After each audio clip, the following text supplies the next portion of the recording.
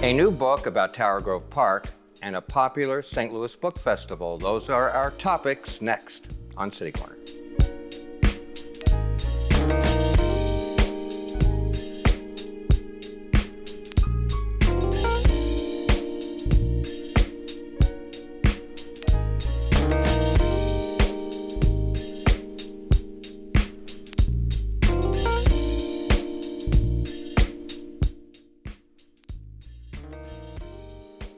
I'm Steve Potter, and welcome to City Corner.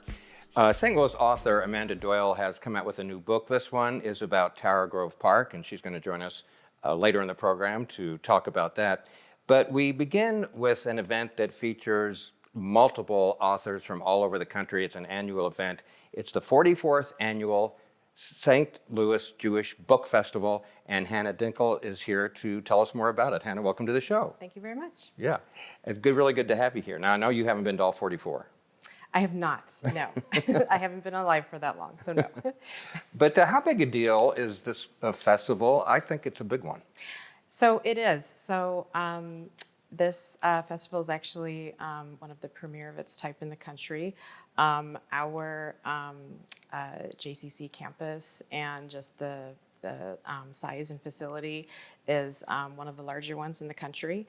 And so we definitely enjoy the prestige behind that, and we're able to attract the big name authors. And I didn't mention, and I should, that the festival kicks off on November the 6th. Correct. And runs for how long? Until the 13th of November. Yeah. And how many authors do you have in that period? Do you even know exactly? So we have over 30 at this point. Wow. Yeah. And have some of them never been to the festival before? Actually, none of them have been to the festival.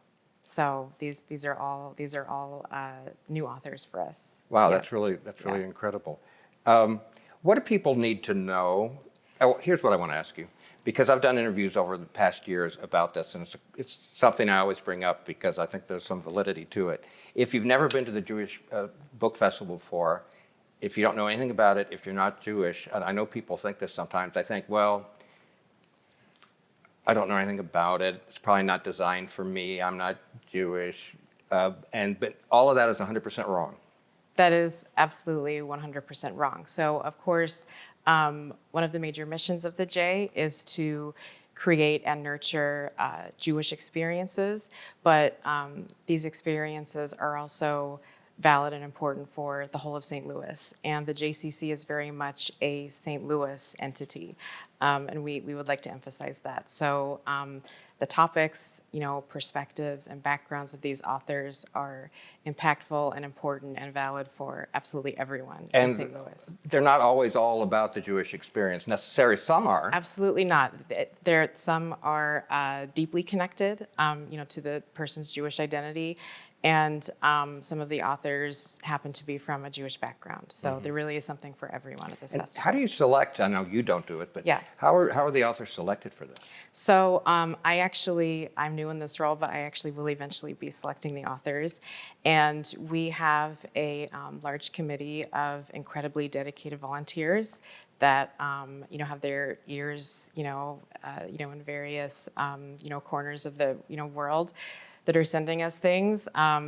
We use the Jewish Book Council, which is an organization that supports Jewish authors, that helps us select some of them. But many of them are just from keeping our eyes and ears open, and the committee really helps us with that. Well, obviously we can't mention everyone that's going to be appearing during the festival, but Sure. we're gonna do a couple of them. So we have some images of them, and you can tell us a little bit about what you know about them and about their book. Let's look at the first one. Sure.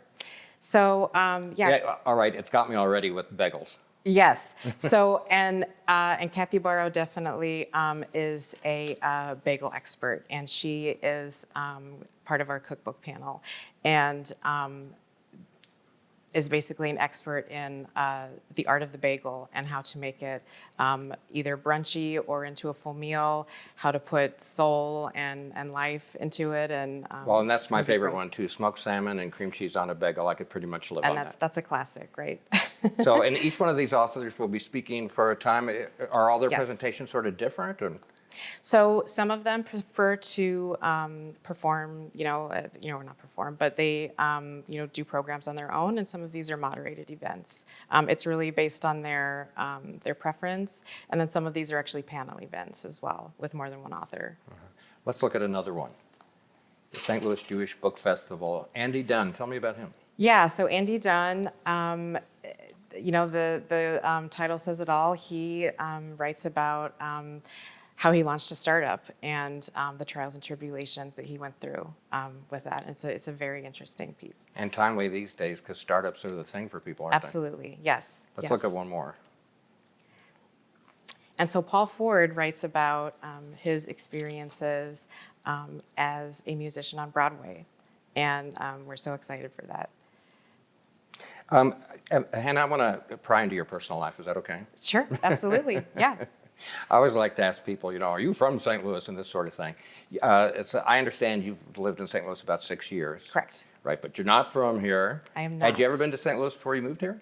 I had never been to St. Louis before. Okay, where are you moved from here. and why are you here? I am from Denver, Colorado, and we came out here for my husband's job. He is a biochemist. He works at Pfizer, and I happen to know that Washington University has an amazing German program. So I got a master's in German from Washington University. Wow, and how did you Yeah. hook up with the JCC? I was interested in the JCC just as an entity. It was a very, positive entity that, creates really meaningful experiences for all and does a lot of positive outreach. And I feel very lucky that I found something in my field, which is in the humanities. So I'm so excited to be directing this program. And the JCC's facilities are pretty impressive. What could you say Yeah, about them? it's amazing. So not only, of course, is the JCC known widely as a gym, which is, an absolute gorgeous campus. There's also a location in Chesterfield. But so much more goes on at the JCC than the really great gym. There's a theater. There's, of course, what I do, the book festival. We have a used book sale. We have, even children's theater. There's a lot going on. So check out the website for sure. Yes, yeah. The St. Louis Jewish Book Festival kicks off on November the 6th. We're just Yes. sampling a few of the authors because, would you say 30 or 40? More than 30. More than Yeah. 30. Yeah, Let's take a look at a few more that you can give us a little insight. Well, there's some more information. sure. So you can go to jccstl.org and probably find out everything you need to know. The Watchmakers, what's that about? So Scott Lenga very lovingly helped his father create his what became his testimony of his father's experiences during the Holocaust. Oof. Yeah, and that is actually one that we partner with the Holocaust Museum in St. Louis as part of a Kristallnacht program because the St. Louis Jewish Book Festival always falls on the anniversary of Kristallnacht. Yeah, in years before, I've talked to people about this festival, and usually every year, there's usually at least one author that touches this subject. Sure. And it's just such a heart-wrenching, gripping topic to get into. It is, and yet, these authors treat it with such care, and there's always a unique perspective and unique observations that makes it really special. It's never redundant. Right. Yeah. All right, let's take a look at some more Sure. of your featured speakers. Yes, so these two basically become obsessed with this murder case. They're not the only ones. No. I'm in that group. Yes, and they wrote this amazing book about this murder of this young woman. Yeah. And this is one of our Missouri's own authors who writes about Jewish experiences unique to the Missouri area and in the Ozarks, which is a really interesting topic. Yeah. What is Missouri's own? So Missouri's Own is a book and event that actually happens at the conclusion of the festival where we bring in Missouri native authors to share their works. Mm-hmm. Yeah. And we have 6 of them this year, so we're really excited. All right, let's take a look at some more of the people featured in this year's Jewish Book Festival. So Julia Hart, who of course is known for her Netflix show, My Unorthodox Life. She writes about her experiences leaving her community and also becoming a shoe designer, and the trials and tribulations of. Okay, but what does the duct tape represent? So I would say that is her breaking out of her community and her role, and redefining herself much later in life. Things she thought she couldn't talk about. Yes, absolutely. Yeah. That looks good. And Yeah. this one? And this, David Henschel, and we're so happy to have him because he actually recovered from a heart attack, and so is coming this year instead of last year. This is a beautiful coffee table style book that he has put together of these absolutely amazing photographs. And they're from around photographs of Missouri. what? I'm sorry. From around Missouri. So, Oh, yeah, wow. yeah, we're very excited. Yeah. And this is a mommy finding herself book, which is something very close to my heart. Again, where moms can still make change and make impact, while they're raising little ones. How many have you got? I have 2. How old are they? They are 10 and 8. Oh boy, good luck. Good luck, and be sure and save for college. Thank you. We are. Yes. Thank you so much. Hey, maybe real quick one on this. And so Michael Twitty, we actually hosted him last night. He was our kickoff this year, a kind of one-off bookend event. Michael Twitty explores intersectionality between being a Jew of color and through culinary history, and where those might intersect, challenge each other, and it's a really special book. And he was a wonderful guest. I never thought about that, but I bet it can be complicated. It's very complicated. Yeah. Well, the festival kicks off on November 6th. What's your recommendation for people, about getting tickets? In their way that you can, see everything? Tell me the details. Sure. So there, of course, for just one-off events or panels, that you're interested in, you are able to purchase tickets for just that event. You can even purchase a book that you can have the author sign at the same time. But the best deal is to purchase the festival pass, which includes absolutely every panel, including the bookend events. Well, Hannah, thank you so much for joining us you. today, and I hope you have another successful book festival. Thank you so much. Before you go, though, you've lived here 6 years. You moved here from Denver. So Yes. You ever hang out in Tower Grove Park? I do, yes. What do you like about Tower Grove Park? So I love the history. Denver lacks some, it's just newer. So Denver doesn't have the unique infrastructure and culture that St. Louis does, and Tower Grove is St. Louis. Well, we're going to talk about that next with Amanda Doyle. But Hannah, thank you so much, and we'll see you at the festival. Thank you so much. All right, and Tower Grove Park, that's our topic as we continue City Corner after this.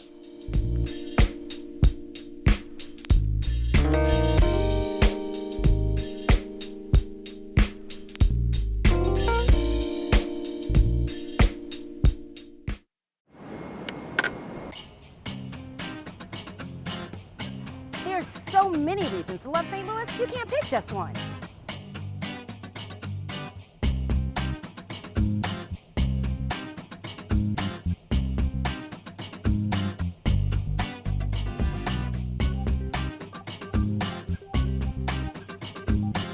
From the arts, architecture, and culture.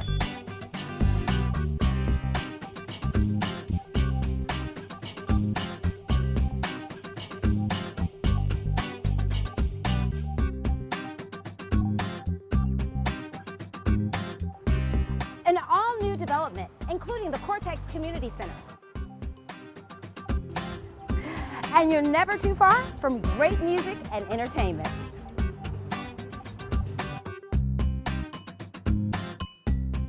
So come and experience St. Louis.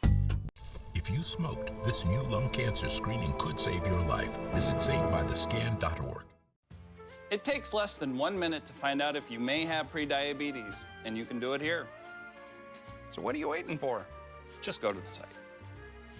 Operation Wonder Park is a go! There's nothing more powerful than imagination. But don't just imagine. Use STEM to change the world. Who's with me? It's gonna hurt tomorrow. If she can STEM, so can you. Find out more at She Can STEM. The Missouri Botanical Garden is loved by green thumbs and non-gardening types alike because you can play. You can relax. And there's always something new to experience, no matter the time of day or the season. And learn about conservation and one-of-a-kind plants. So come and experience St. Louis.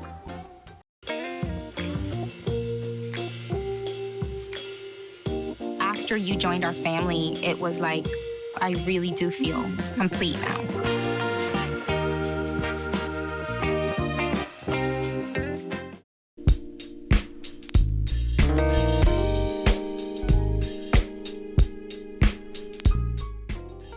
I'm Steve Potter. Welcome back to City Corner. Amanda Doyle has written a new book about Tower Grove Park, and she joins us now. Hi, Amanda. Good to see you again. Hi, nice to see you too. Tower Grove Park, common ground and grateful shade since 1872. Right, this is the park's 150th year, 2022 is, and grateful shade is a very Victorian phrase that kept coming up again and again when I was researching for the book. People talk a lot about the grateful shade provided by the trees in the park. So, well, I have a personal story I want to share with you about that. My mom lived the first 6 years of her life, grew up in a house a block off Tower Grove Park. They later moved out west in the county.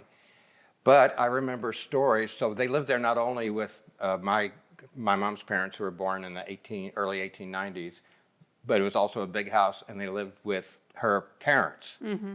And so I heard these stories growing up. You're talking about the shade. I couldn't believe it because I know Tower Grove now, as you know, it's a city park. But I heard stories of back in the early 1900s when they lived there and there was no air conditioning, everyone would sleep all night in the park. Can I tell you, you've picked the one thorn to stick into my side, Steve. Thanks a lot. I also heard these stories from people, and I scoured everywhere I could think of to find photographs, and I could not find. There are pictures of people sleeping in Forest Park, but I could not turn up any of Tower Grove Park. So if anyone has these, don't tell me you haven't. But no, I don't have. Okay, good. But Amanda, if my grandmother told me that, it's true. No, I believe it. But that's why I was dying to, and I did talk about it in the book actually. But I kept looking for photos. I couldn't find them. It's been that. It's been a refuge for people. It's been, in the pandemic years, we saw it roar back to life with how people use the park. So it's been that for its whole existence. And tell me if I'm right on this. It was Henry Shaw's property, right? Correct. Yes. When he, I think, donated that, Tower Grove Park was out in the country.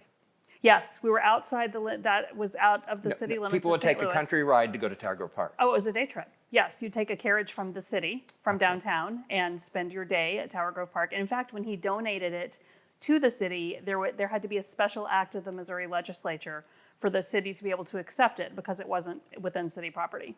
Wow, that's amazing. So they had to pass a whole law about it. I just want to mention one thing real quick, that you and I have known each other for a long time. We were trying to figure that out earlier, and we're not even sure.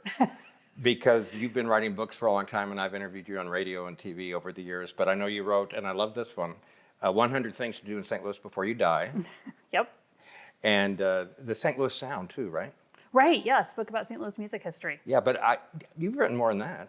I have. I've written books about Missouri. I've written a couple of kids' books, one about civil rights history in St. Louis and one about the Arch. So, yeah, there's pretty much no topic I won't throw a book at some point. Well, let's look at a few images from your latest one on Tower Grove Park. And Sure. I know these are just random shots of the park, both recently and a long time ago, like this one. Okay, so this gets right into one of my favorite things ever. So during World War II, the superintendent of the park at the time was a woman named Bernice Gurney. We can talk about the Gurneys later on, but she was the only female superintendent the park's ever had.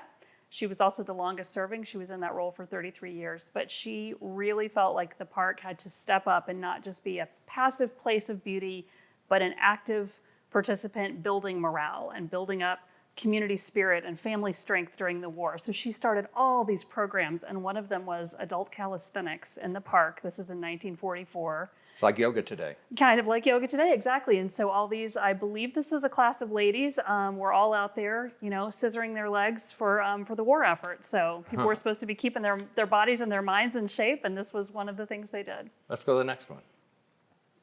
There's Bernice herself. That's Bernice Gurney. She was the longest director ever there for like 33 years? 33 years. And she was the third of her family in that role. Her granddad was James Gurney Sr.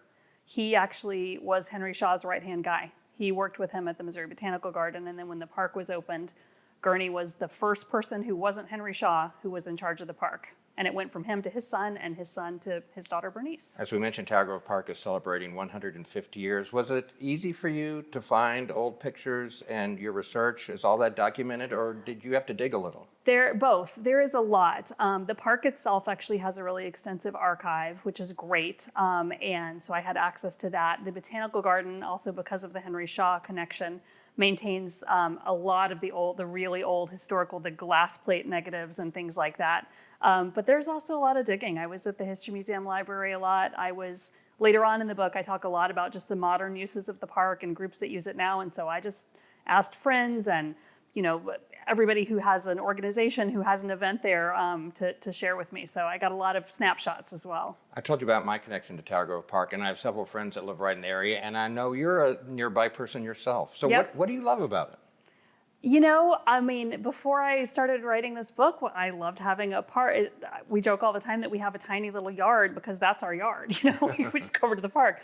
But after researching and writing this book, the history of it is so amazing to me. And what I love about it is how the park has always been a mirror of whatever was happening in the city and the world. So during the war, when there were hard times in the world, the park had a terrible time with maintenance because all of the able-bodied maintenance workers were not here. When there was racial strife in St. Louis, the park saw that show up in the park. There were conflicts between groups about who could use what kind of facilities. And then likewise, when there's been a renewed interest in urban neighborhoods, the park has boomed, because there have been people to kind of pitch in and care more about it. So just seeing how the park exists, not on its own, but kind of as a reflection of what's around it was really cool. Let's look at another image from your book, Tower Grove Park, Common Ground and Grateful Shade since 1872. So this is another wartime program. This is the Junior Commando program. What's that? Well, you had all these little boys in the 40s whose parents might have been off at war, and so they wanted to do their part as well. So Miss Gurney decided they should have a healthful outlet for their aggression, and this was a sort of a quasi-military training course set up in the park. Let's look at another one. This is the brand newest thing that's happening in the park. Yeah, I haven't seen this. So this is called the daylighting of the East Stream. There were a lot of stories in the news about it earlier this year. There's a stream on the eastern end of the park, close to Grand Avenue, that was historically there and was put underneath ground in the early 1900s, probably for sanitation reasons, like River de Pere and places like that. So the park has, a part of its master plan, brought this water back to the surface, and it meanders now all through that side of the park. There are a lot of bridges on that side of the park that used to go over nothing because it was all dried out, that now have water flowing underneath them. And one of the coolest things about this project is that it's involved conversations with the Osage Nation, who were some of the original inhabitants of the land here. So they are actually participating in doing some interpretation along there. They've advised on planting of what kind of native plants would have made sense and things like that. It's going to be neat. I understand that Tower Grove Park is, and you'll have to, I don't know what this means, you can explain it to me. It is a level 2 certified Arboretum. Arboretum. Yes, basically that means they got a whole bunch of trees and they take good care of them. So there's an organization called the Morton Arboretum in Chicago, and they're the ones who give out that distinction. But the park has more than 7,000 trees, about 350 species, and just controlling that is the full-time job of many, many, many people. And that is overwhelmingly what people say about the park. They talk about the pavilions and they talk about the trees. And so the trees are a huge part of what the park is known for. Two things about trees. It's interesting. There's actually a Black History Grove. Yes, there is. Up around the Stupp Center, which is the newest building in the park, there are trees planted. They used to do it every year. I'm sure COVID put a wrinkle in it. But with school kids from a school in the neighborhood, they would dedicate a tree or a few trees to significant African Americans in St. Louis history and the U.S. history as well. Speaking of trees, you won't believe this. Yesterday, we happen to be Facebook friends too, because we've known each other for years. You posted something about a famous tree just yesterday, I think it was, on Facebook. What was that? Yesterday was the cutting down of what the neighborhood kids call the Keebler elf tree, or some of them call it the troll tree. So this is a giant catalpa that had gotten over the years, I wish I had a picture of it. It was just gnarly. If you picture a tree from like a deep, dark fairy tale woods, that's what this tree was like, and you could crawl in it. But sadly, what made it all gnarly was that it was really diseased. And so they had decided earlier in the summer that it had to come down for safety reasons. So it was amazing though. They had these send-off activities all summer long. Artists came and painted the tree. My daughter wrote a poem and taped it to the fencing they had up around the tree. So apparently yesterday was the tree's day. Right. There were not a lot of announcements. I don't think they wanted a big crowd, but we were driving to school and saw it and pulled right over. So I wish I would have gone. I know. Let's look at some more images from your book. This is a more current one, obviously. Yeah, this is from Festival of Nations. So one of the things that really keeps the park vibrant now Which just happened not too long ago. Which just happened, yep. Again, finally, for the first time in a couple years, and people were super excited about it. This is put on by the International Institute, and probably one of the top 2 or 3 largest events that happens annually in the park. And let's go to the next one. And this is another just iconic view of the park, the Ruins Pond, which Henry Shaw really, really wanted to have. When he designed the park in the late 1800s, it was the height of Victorian fashion to have some kind of ruins, like hearkening back to ancient civilization. Mm-hmm. The stones that are in the back, they were not from an ancient civilization. They were from the Lindell Hotel that burned down just earlier that year. And he paid for a carriage to go and scrap the stones and brought them and assembled them in a way that looked ruinish. Okay, I got a question for you. There's something you call summer houses, and I think some of these things still exist, but there's a story behind them. And can you explain that? So all of the pavilions in the park, which are kind of what we'd call them, like gazebos, things like that. They were originally called summer houses, and a lot of them had wells underneath them. Some of the smaller ones, especially. So there was a covering basically to keep gunk from falling in the well and to keep it cool. And so you were supposed to, when you were on your day trip in your carriage, stop and get a drink and give your horse a drink and all of that. Amanda, real quick, I know you've got some book signings and things coming up. Anyone you want to throw out real quick? I think the most exciting one will be the park's birthday bash on October 23rd. It'll be all day in Tower Grove Park, and they're going to have all kinds of activities and stuff for kids, and I will be there with my book. Well, we should mention who publishes your books and everything. Reedy Press, a local St. Louis publisher who is very invested in local topics and very supportive of things just like this. And what's the best way to get this book? You can go to my website, which is amandaedoyle.com, and I will send you a signed copy. For free? No, I'm just kidding. Depends on what kind of deal you make. Amanda, it's Tower Grove Park, Common Ground, and Grateful Shade since 1872 by Amanda Doyle. She's written a whole bunch of books about the St. Louis area and its culture and history and all that sort of thing. And it's always good to see you, Amanda. Thanks for having me. Fun to be here. I can't wait to add this to my collection. Perfect. I'll see you in the park sometime, maybe. You will. All right. That's it for this edition of City Corner. Thanks for watching. Have a good one and join us next time.